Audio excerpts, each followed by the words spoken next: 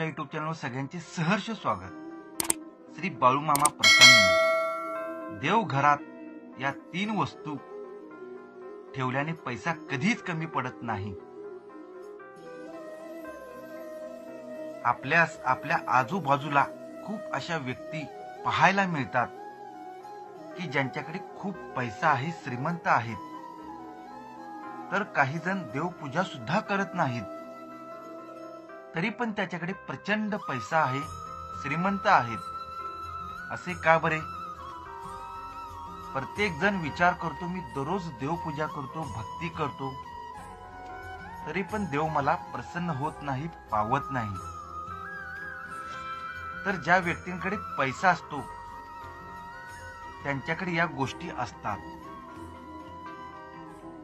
त्या व्यक्तींवर भगवंतांची कृपा असते, म्हणजेच त्या व्यक्तींकडे मागील जन्माचे कर्म असते।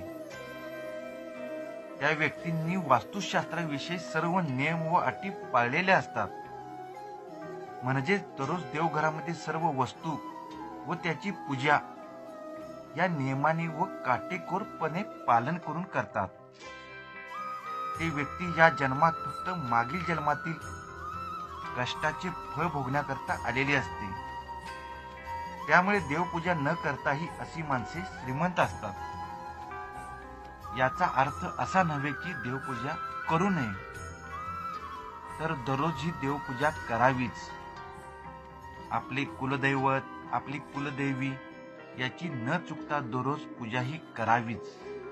याच बरोबर श्री संत देव अवतारी बाळूमामा यांचे दररोज नामस्मरण करावे, श्री गुरुदेव दत्तांचे नामस्मरण करावे, हरसिद्धनाथांचे नामस्मरण करावे, स्वामी समर्थांचे नामस्मरण करावे, अंबाबाईचे नामस्मरण करावे, शंकर पार्वतींचे नामस्मरण करावे, खंडोबांचे नामस्मरण करावे, विठ्ठल रखुमाईंचे नामस्मरण करावे, ज्योतिबाचे नामस्मरण करावे, नाईकबाचे नामस्मरण करावे। याच बरोबर ज्या ज्या भक्ती भावाने आपण देवाची पूजा करतो, ज्यांना मानतो, त्यांचेही नामस्मरण दररोज करावे आणि 3 अगरबत्त्या देवघरात ओवाळाव्यात। ज्या 3 अगरबत्त्यास आपण ब्रह्मा, विष्णू आणि महेश म्हणतो, या न चुकता देवघरात ओवाळाव्यात। याचबरोबर दररोज तुळशीला 1 तांब्यावर पाणी घालावे आणि त्याची सुद्धा पूजा करावी। ही झाला नित्यक्रम।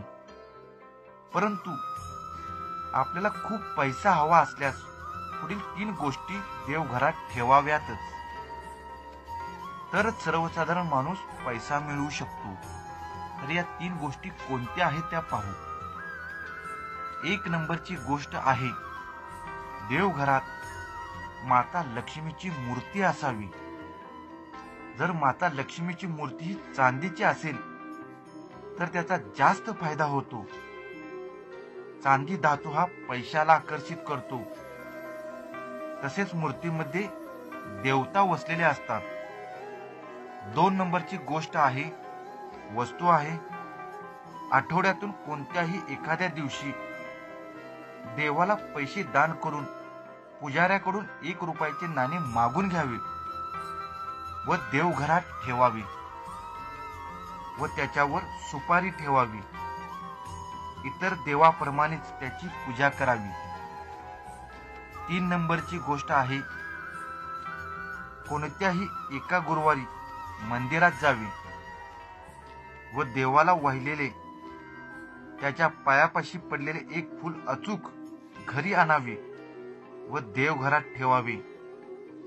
यामध्ये देवतांची विशेष शक्ती सामावलेली असते व ते फूल रूपाने आपल्यावर घरात प्रवेश करते व त्या फुलाची पूजा केल्यानंतर दुसऱ्या दिवशी ते वाहत्या पाण्यात सोडून द्यावी। अशा प्रकारे वरील सर्व वस्तू योग्य पद्धतीने, योग्य भावनेने, श्रद्धेने, मनापासून देवघरात स्थापित केल्यामुळे जीवनात कधीच पैसा कमी पडणार नाही।